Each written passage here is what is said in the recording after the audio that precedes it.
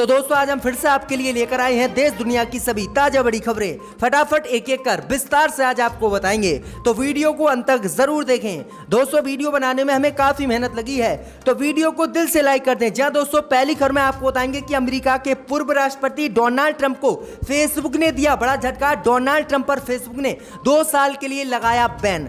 तो वहीं आपको बताएंगे दोस्तों कि आज किसानों ने भाजपा सांसदों के घर के बाहर कृषि कानून की कॉपियां जलाकर मनाया संपूर्ण क्रांति दिवस। किसानों ने दी चेतावनी, अगर कृषि कानून नहीं हुए रद्द तो भाजपा के विधायक और सांसदों के घर में देंगे धरना। तो वहीं आपको बताएंगे दोस्तों कि दिल्ली में कोरोना वायरस को लेकर दिल्ली में केजरीवाल ने खोला लॉकडाउन।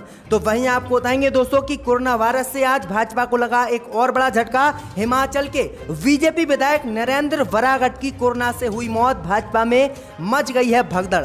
तो वहीं आपको बताएंगे दोस्तों कि ट्विटर ने आरएसएस को दिया आज बड़ा झटका। ट्विटर ने आरएसएस प्रमुख मोहन भागवत के ट्विटर अकाउंट से हटाया ब्लू टिक। तो वहीं आपको बताएंगे दोस्तों कि बंगाल भाजपा की बैठक में मचा बड़ा हंगामा। पार्टी के कार्यकर्ताओं ने बीजेपी नेता दिलीप घोष का किया घेराव और बैठक में ही चले भाजपा कार्यकर्ताओं में आपस में लात घूंसे। तो सभी खबरों को आपको एक एक कर बताएंगे दोस्तों, वीडियो को लाइक कर दें। इसी बीच पर तो दोस्तों अगली खबर की ओर, तो अमेरिका के पूर्व राष्ट्रपति डोनाल्ड ट्रंप को फेसबुक से लगा बड़ा झटका। फेसबुक ने 2 साल के लिए लगाया डोनाल्ड ट्रंप पर बैन। जी हां दोस्तों, आपको बता दें कि अमेरिकी संसद में दंगे भड़काने के आरोप में फेसबुक ने पूर्व राष्ट्रपति डोनाल्ड ट्रंप पर बड़ी कार्रवाई करते हुए आज बड़ा झटका दिया है। फेसबुक ने डोनाल्ड ट्रंप के अकाउंट को 2 साल तक के लिए बैन कर दिया है। आपको बता दें कि 6 जनवरी 2021 को फेसबुक ने यूएस कैपिटल की घटना के बाद डोनाल्ड ट्रंप का अकाउंट सस्पेंड करने का फैसला किया था। यह पहला मौका है जब फेसबुक ने किसी मौजूदा राष्ट्रपति प्रधानमंत्री को बैन किया हो। ट्रंप के अकाउंट पर लगाई गई 2 साल की रोक 7 जनवरी 2021 से लागू होगी, जब पहली बार उनका अकाउंट सस्पेंड हुआ था। उनके शासनकाल में फेसबुक की तरफ से लिया गया ये सबसे कठोर फैसला है। तो डोनाल्ड ट्रंप को ये बड़ा झटका लगा है और डोनाल्ड ट्रंप को फेसबुक ने 2 साल तक के लिए बैन कर दिया है। तो ये बड़ी अपडेट आ रही दोस्तों ट्रंप को लेकर। इसी बीच पर तो दोस्तों अगली खबर की ओर, तो हिमाचल में बीजेपी को लगा बड़ा झटका। बीजेपी विधायक नरेंद्र वरागट की कोरोना से मौत। जी हां दोस्तों, आपको बता दें कि कोरोना वायरस की दूसरी लहर में बीजेपी के मौजूदा विधायक सहित सांसद कोरोना वायरस की चपेट में आकर इस दुनिया से प्यारे हो गए हैं। इस बीच खबर सामने निकल कर आई दोस्तों कि आज भाजपा को कोरोना वायरस से बड़ा झटका लगा है, क्योंकि हिमाचल प्रदेश के शिमला के जुब्बल कोटखाई से बीजेपी के मौजूदा विधायक और प्रदेश विधानसभा में बीजेपी के मुख्य सचेतक नरेंद्र वरागट का कोरोना वायरस से मौत हो गई है, जिसके बाद बड़ा झटका हिमाचल प्रदेश में भाजपा को लगा है। वहीं आपको बता दें कि कोरोना संक्रमण की चपेट में आने के बाद बीजेपी के विधायक को चंडीगढ़ के पीजीआई अस्पताल में भर्ती कराया गया था। यहां पर उनका इलाज चल रहा था। वहीं आपको बता दें कि 13 अप्रैल को वह कोरोना संक्रमण की चपेट में आए थे, जिसके बाद लगातार उनका इलाज चल रहा था, लेकिन अब कोरोना वायरस से उनकी आज मौत हो गई। तो ये बड़ा झटका भाजपा को आज लगा है। इसी बीच पर तो दोस्तों अगली खबर की ओर, तो बीजेपी नेताओं के घरों के बाहर कृषि कानून की प्रतियां जलाकर आज किसान मनाएंगे संपूर्ण क्रांति दिवस। जी हां दोस्तों, आपको बता दें ये बड़ी खबर सामने निकल कर आई दोस्तों कि कृषि कानून के खिलाफ किसानों का प्रदर्शन अभी भी जारी है।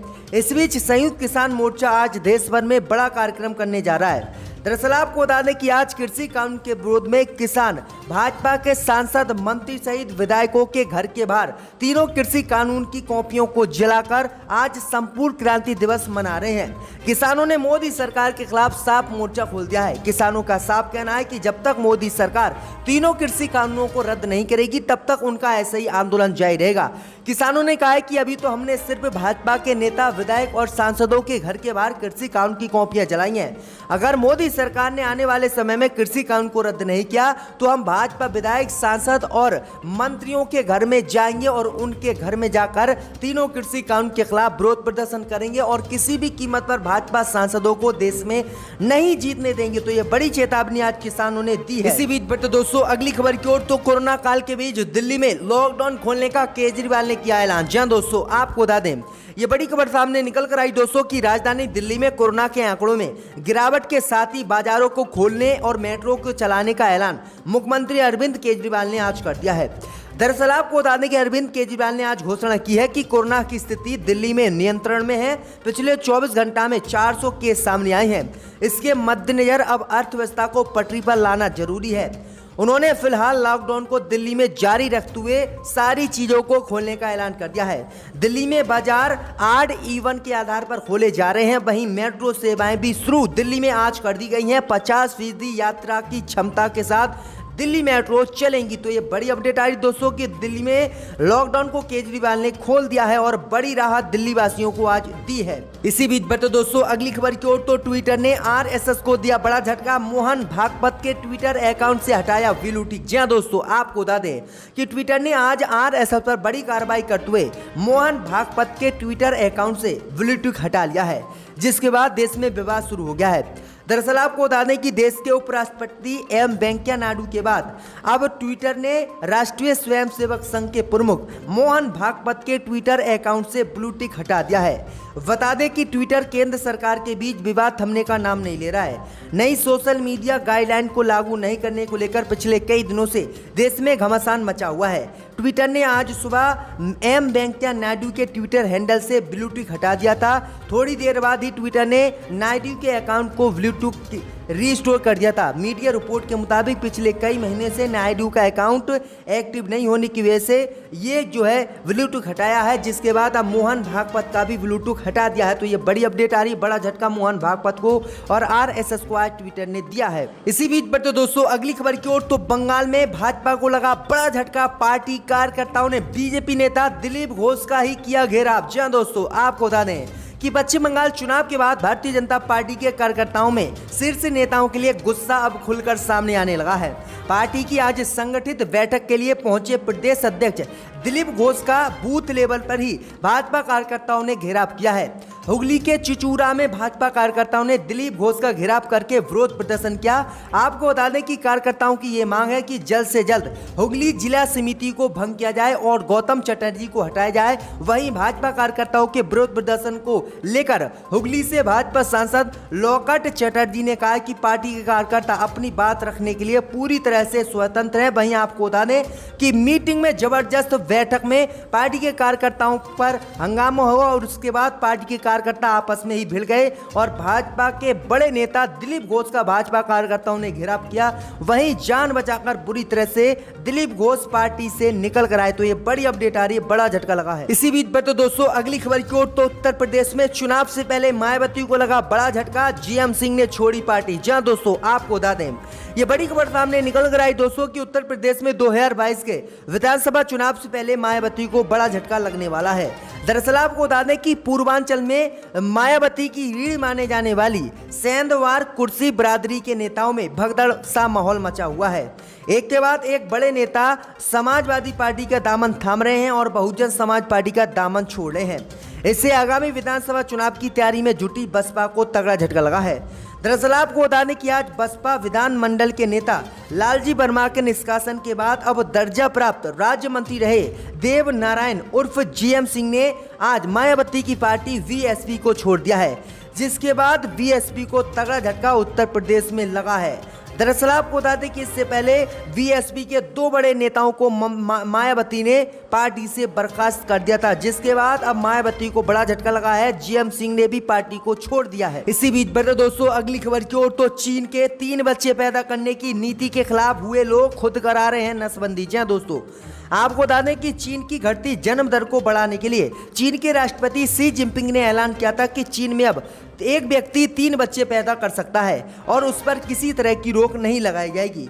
लेकिन आपको बता दें कि चीन के राष्ट्रपति की इस घोषणा के बाद अब चीन में 3 बच्चे पैदा करने को लेकर युवा नाखुश हैं और युवा खुद जाकर नसबंदी करा रहे हैं। युवाओं का कहना है कि वह सिर्फ 2 बच्चे ही पैदा करेंगे, 3 बच्चे वह पैदा नहीं कर सकते, क्योंकि आपको बता दें कि चीन में जनसंख्या बूढ़ी होती जा रही है और इस बूढ़ी आबादी से बचने के लिए चीन के राष्ट्रपति ने वहां के लोगों को 3 बच्चा पैदा करने का आदेश दिया था। लेकिन अब वहां के लोग 3 बच्चा पैदा करने के लिए लेकर नाराजगी जता रहे हैं और 3 बच्चे नहीं बल्कि 2 बच्चे पैदा करने को लेकर खुश हैं। तो ये बड़ी अपडेट आ रही है दोस्तों। इसी बीच में दोस्तों अगली खबर की ओर, तो उत्तर प्रदेश के रामपुर में बजरंग दल के कार्यकर्ताओं का हंगामा, थाना अध्यक्ष से गाली गलौज। जी हां दोस्तों, आपको बता दें कि उत्तर प्रदेश के रामपुर में बजरंग दल के कार्यकर्ताओं ने अपने एक पद अधिकारी के साथ पुलिस स्टेशन में हुई अभद्रता के मुद्दे पर हंगामा कर दिया है।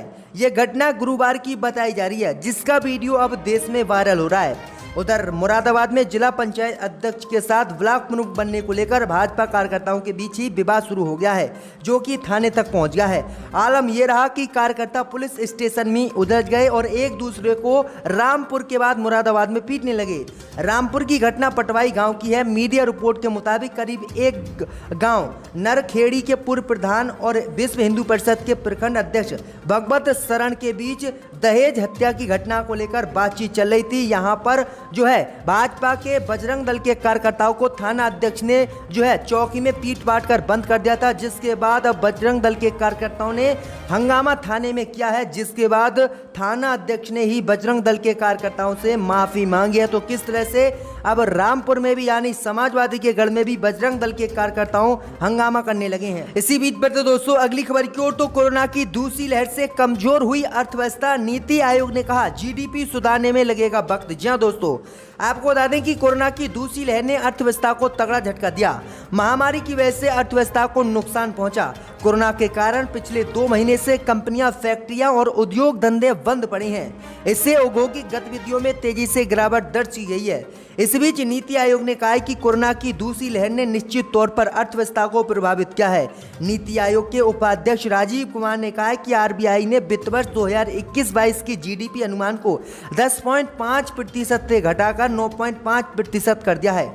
दूसरी लहर के चलते पहली तिमाही की अर्थव्यवस्था चरमरा गई है। इसमें सुधार की उम्मीद ना के बराबर है। उन्होंने कहा है कि जून से अर्थव्यवस्था में सुधार की उम्मीद हो सकती है, लेकिन इस साल अर्थव्यवस्था माइनस में ही रहेगी और बुरी तरह से देश की अर्थव्यवस्था कोरोना महामारी के बीच प्रभावित हुई है। वहीं आपको बता दें कि कोरोना महामारी से पहले भी देश की अर्थव्यवस्था बुरी तरह से प्रभावित हुई थी। इसी बीच पर तो दोस्तों अगली खबर की ओर, तो प्रियंका गांधी के निशाने पर प्रधानमंत्री मोदी, कहा कोरोना को लेकर केवल झूठे किए मोदी ने ऐलान। जी दोस्तों, आपको बता दें कि कांग्रेस महासचिव व उत्तर प्रदेश प्रभारी प्रियंका गांधी ने केंद्र सरकार के खिलाफ जिम्मेदार कौन अभियान चलाकर रखा है।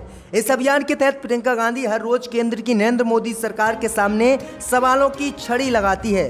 शनिवार 5 जून को प्रियंका गांधी ने ट्वीट करते हुए एक बार फिर नरेंद्र मोदी सरकार पर निशाना साधा है। प्रियंका गांधी ने ट्विटर पर लिखा है कि स्वास्थ्य सुविधाएं दुरुस्त करने के लिए सलाहों को दरकिनार किया। जिम्मेवार कौन है, मोदी सरकार बताए। उन्होंने कहा है कि ऑक्सीजन बेडों की संख्या 36%, आईसीयू बेडों की संख्या 46% और वेंटिलेटर बेडों की संख्या 28% घटा दी गई है और मोदी सरकार स्वास्थ्य सुविधाएं दुरुस्त करने की सलाह को दरकिनार कर रही है और लोगों को कोरोना महामारी में ढकेल कर उनको मौत के घाट उतार रही है। तो ये बड़ी अपडेट आ रही, बड़े हमले आज बोले हैं प्रियंका गांधी ने मोदी पर।